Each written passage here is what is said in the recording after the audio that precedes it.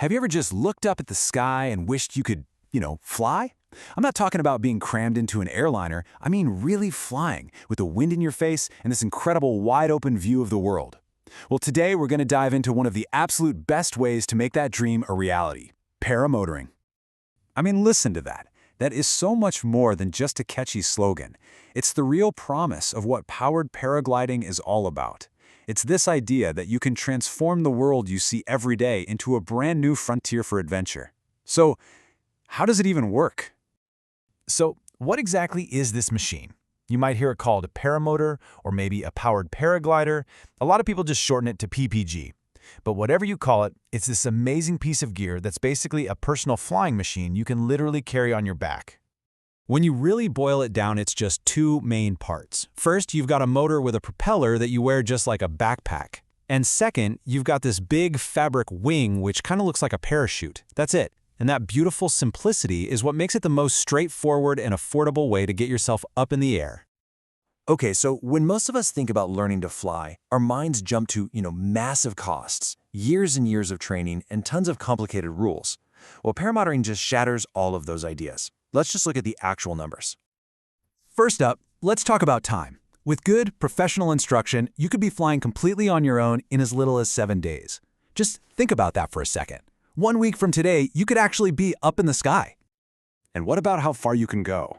Well, you can fly for over 3 hours on just one tank of gas. And get this, we're not talking about some special, expensive aviation fuel. This is just regular old gasoline you get from your local gas station. And the cost?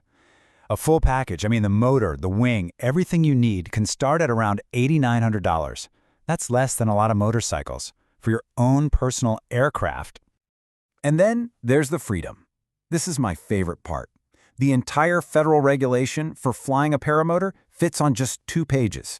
Now compare that to the, 1,600 pages for general aviation?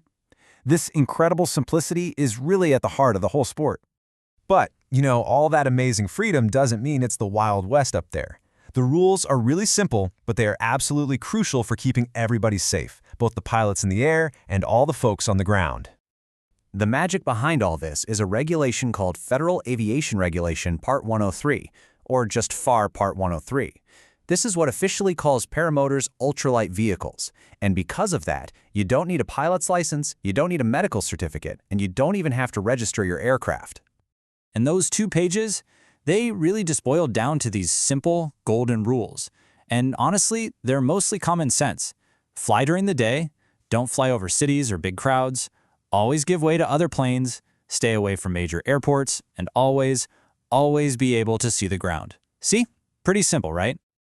Okay, so you're probably getting excited by the freedom and the simplicity of it all. But how do you actually learn to do this safely? Well, the path from being on the ground to your very first solo flight is a really clear, step-by-step process. And here it is. This is the single most important rule of all, and you won't find it in any government document. I'm serious here. Do not try to teach yourself. Your safety, your success, your enjoyment, it all starts with finding a certified professional instructor. Period. Your training follows a really safe and logical path. It starts with ground school, where you learn all about weather and the rules of the sky. Then you'll master something called kiting. That's where you learn to handle the wing on the ground until it just feels like an extension of your own body. After that, you'll jump on a simulator to get a feel for the engine's power. And then you put it all together for that incredible, unforgettable first solo flight. So once you're trained up, the next big question is the equipment. What do you actually need to buy? It can seem a little overwhelming at first, but for a new pilot, the priorities are actually very, very straightforward. So this is the crucial thing to remember. Your skill as a pilot is always going to be more important than what brand of motor you have or what color your wing is. A good pilot can fly almost any standard gear safely, but the best gear in the world can't make up for a lack of good training. Now, when it comes to your gear, the single most important choice you'll make is your wing. As a beginner, you want a wing that's slower and way more forgiving. It's designed to pretty much recover on its own if you hit some bumpy air, which makes it the safest possible choice. The advanced wings, they're faster and more dynamic, but they need the pilot to be constantly flying them, and they are only for very experienced flyers. Here's a really simple but vital way to think about it. The wing is what you fly. The engine, well, the engine is just there to push you. It pushes you forward and it pushes you up. But mastering the wing, that's mastering the sport. So we've seen how paramotoring just completely rewrites the book on personal flight. It breaks down all those old barriers of cost and time and complicated regulations. There's a clear, safe way to learn, and a simple way to think about choosing your gear. The dream of looking down on the world from your very own aircraft isn't some fantasy. It's so much closer and more achievable than you probably ever thought. So I guess the only question left is for you. If you could launch from a field near your home and just fly anywhere you wanted for the next hour, where would your first flight take you? The sky is waiting.